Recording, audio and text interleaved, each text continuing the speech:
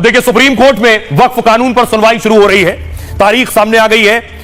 नया वक्फ कानून पूरे देश में लागू हो गया है। उसे रोकने के लिए विपक्ष ने आखिरी दांव चला है। सुप्रीम कोर्ट में 20 याचिकाएं दाखिल हो गई। इन याचिकाओं पर सुनवाई की तारीख भी तय हो गई है। 16 अप्रैल को 3 जजों की बेंच मामले की सुनवाई करेगी। सीजीआई संजीव खन्ना 3 जजों की बेंच की अगुवाई करेंगे। जस्टिस संजय कुमार और केवी विश्वनाथन भी बेंच में रहेंगे। सबसे पहले ओवैसी की याचिका पर सुनवाई होगी। ओवैसी ने कहा है कि यह मुस्लिमों से भेदभाव वाला कानून है। धार्मिक संस्था वक्फ पर सरकार का दखल गलत है। नए कानून से सरकार वक्फ की संपत्तियां हड़पना चाहती है।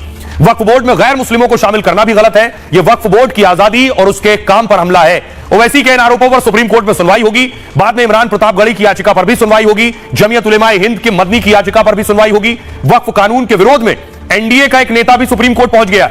मणिपुर से एनपीपी के विधायक शेख नूरुल हसन ने याचिका दायर की है और हालांकि यह तय नहीं है कि 16 अप्रैल को उनकी याचिका पर सुनवाई होगी या नहीं। उधर वक्फ कानून के समर्थन में सुप्रीम कोर्ट ने भी याचिका दायर की गई है और अब एक हिंदू संगठन कानून के समर्थन में सुप्रीम कोर्ट पहुंचा है। अखिल भारतीय हिंदू महासभा की ओर से याचिका दायर की गई है। कहा, वक्फ बोर्ड ने पहले गलत तरीके से दूसरों की जमीन हड़पी है, इसलिए सरकार को प्रावधान बदलने के लिए बाध्य होना पड़ा है।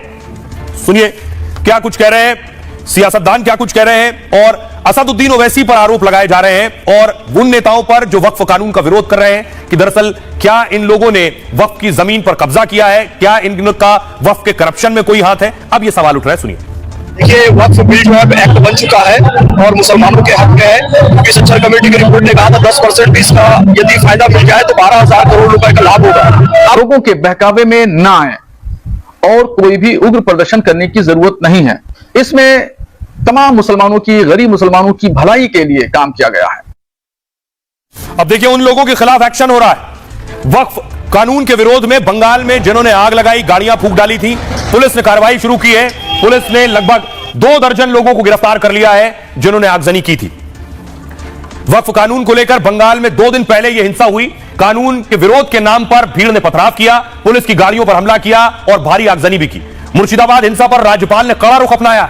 राज्यपाल ने कहा, संसद का कानून सभी को मानना होगा और राज्य में किसी भी तरह की हिंसा बर्दाश्त नहीं की जाएगी। सीएम को इस मामले में तुरंत बड़ा एक्शन लेना चाहिए, कड़े कदम उठाने और मामले की रिपोर्ट के भी निर्देश दिए गए। इसके बाद ममता की पुलिस ने कड़े एक्शन लिए हैं। हिंसा के मामले में 22 लोगों को गिरफ्तार किया गया। इनमें से 8 को जांच के लिए पुलिस हिरासत में भेजा गया। हिंसा प्रभावित इलाकों में 11 अप्रैल तक इंटरनेट बंद है। जिस मुर्शिदाबाद में विरोध के दौरान हिंसा भड़की थी, उस इलाके में मुस्लिम आबादी करीब 66%। खबर है कि इस कानून को लेकर यहां भड़काया गया था। इसके विरोध में उतरे लोग पथराव और आगजनी करने लगे और ऐसी घटनाओं को रोकने के लिए पुलिस अब सख्त हो गई है। पुलिस अब एक्शन ले रही है।